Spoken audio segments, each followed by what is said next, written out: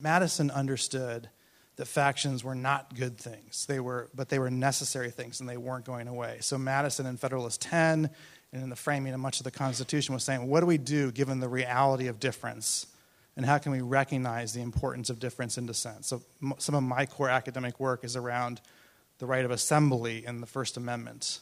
And when the framers were looking at the right of assembly, they were originally considering whether assembly should be for purposes of the common good. And that language was actually in the draft of the First Amendment. And they said, no, that's not right, because we actually want to encourage citizens to assemble for purposes other than the common good, for their own purposes, for purposes that might dissent from the common good or majoritarian norms.